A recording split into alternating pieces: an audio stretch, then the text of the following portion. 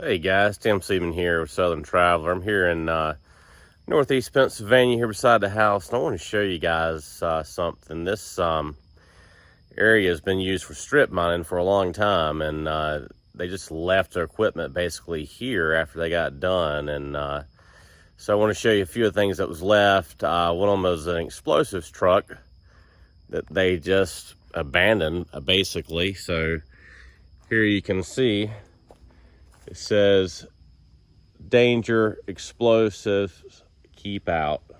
And there's the back of it. Of course, there's no explosives in it now, but they even had a little explosive sign on the back here that told you that there was explosives in there. And then beside of it, they have a stove, I guess they used for cooking or something at the time. Here's the stove, you can see. Not sure exactly what it was for. It's pretty thick, so I've never looked inside of it actually, but it was used for something. Maybe it was used for the explosives or something with explosives process. I have no clue, but just pretty neat that it's here in the woods, and it's probably been here for maybe 40, 50 years. I don't know. This whole area was strip mine, like I said, and they just left the machinery here when they got done. And as you can see here, here's like some of the tailings. You can see some of the coal and stuff on the ground. So basically they took a drag line and they would go through here, and that's what all these hills are basically, is the dirt that they moved and shifted around. I was told the coal was about 35 feet deep in the ground, so they had to move a lot of overburden to get down to the coal. And so that took a lot of work, so I had to use a drag line to do that. So next I'll show you the drag lines, and I think there's two of them, I believe, down here. So we'll take a look at those next and check them out and see what you guys think. So here's a bucket that goes to this drag line. As you can see, goes up quite a ways there, has a big long boom. It goes back to the machine. We'll take a look at that in a second. But this bucket, they would drag it, hence the name Dragline.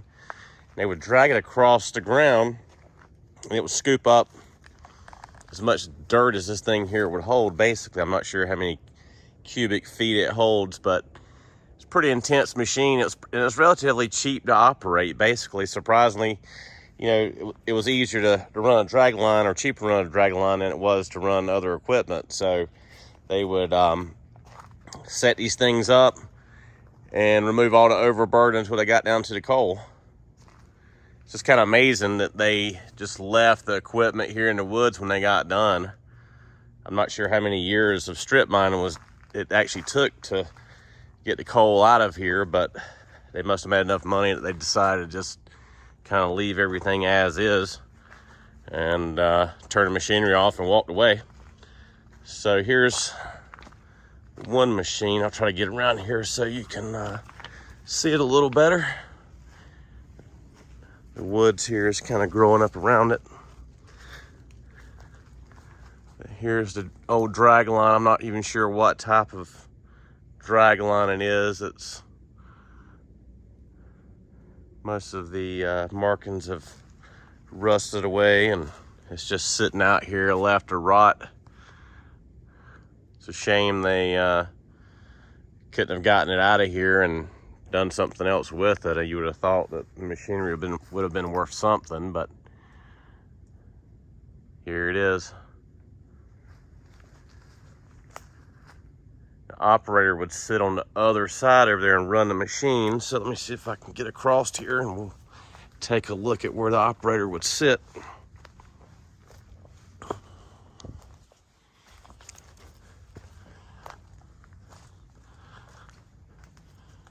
So he would sit right there, and there's the foot pedals and the controls at the top to run the machinery. Looks like it was probably a diesel.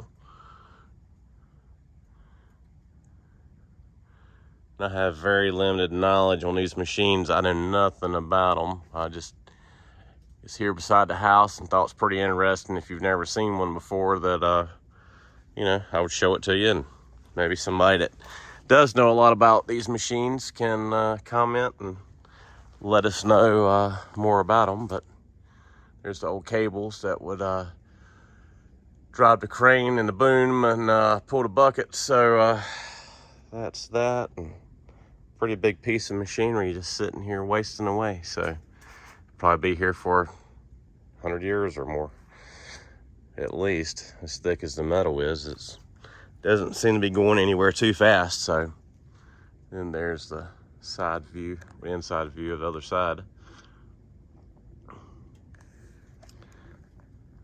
Well, let's go see if I can find the other one. There's one more. I don't know if I can get down to it or not. If I can, I'll videotape it and add it to this video here, and we will take a look at that one.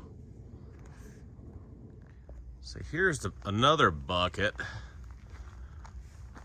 It's much larger than the one we saw earlier. These things were massive.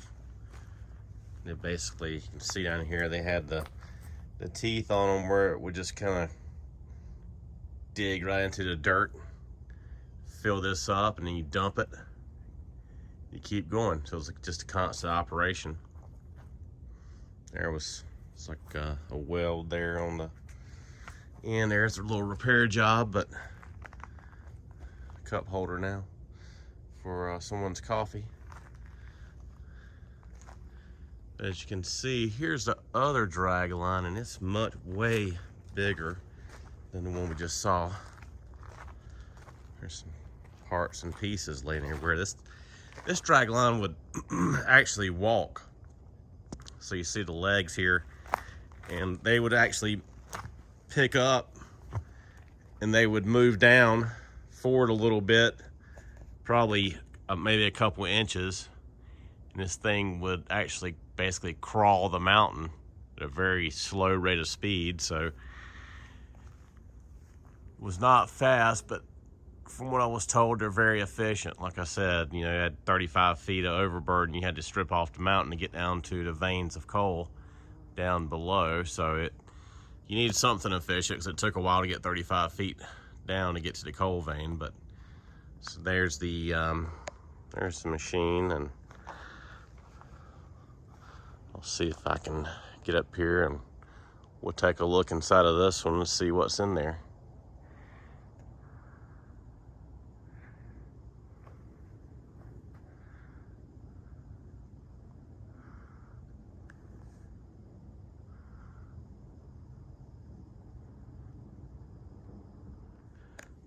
So here's the inside. It's getting a little dark, but hopefully you guys can see. There's a lot of oil and probably rattlesnakes in here, but anyway, the operator would sit there at the top, see the seat there, and run this machine. You see the gears and the cables. Still have grease. The gold grease is still on there. There's one of the cables there. So there's a lot of room in this thing. I mean, you could near about live in it. Maybe they did at one time. I don't know. I don't really know anybody that was here whenever this operation was going on, but I can't. Let me see if I can get back to the back there, see if I can show you guys the engine. But there's one of the gears there. Pretty sizable gear.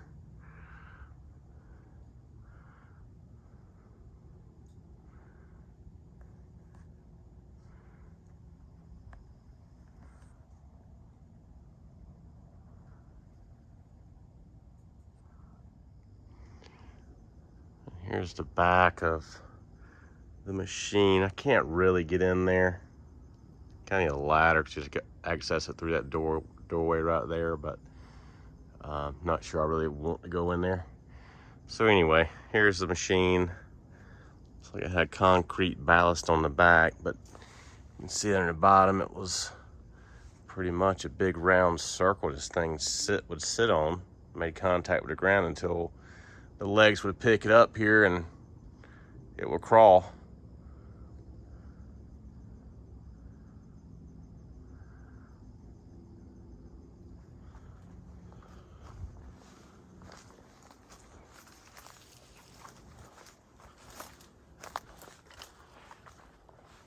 show you the boom on this thing. The boom is a lot bigger than the other one, and actually this one is laying down on the ground. So we can take a walk back here and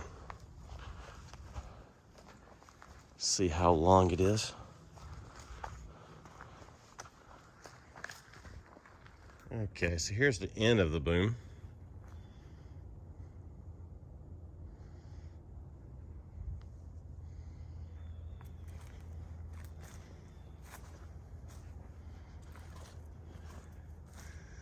It's pretty sizable cables there holding this thing up. They'll be around for a long time, as well as the boom.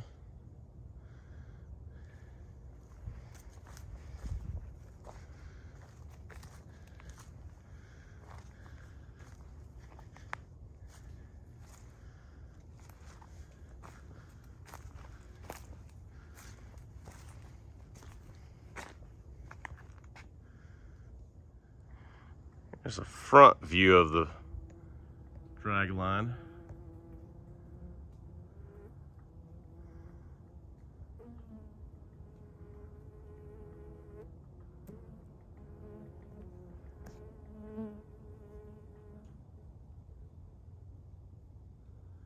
And there's the boom going back that way, so.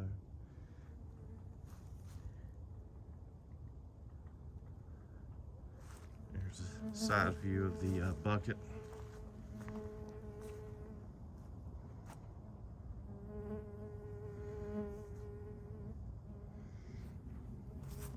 Another piece of whatever that was that went to the bucket, more than likely it's laying here beside of the bucket. So anyway, guys, thanks for watching. Don't forget to like and subscribe, and look forward to showing you some more things here in Northeast PA, and maybe you guys are interested in. So anyway, take care. Thanks for watching.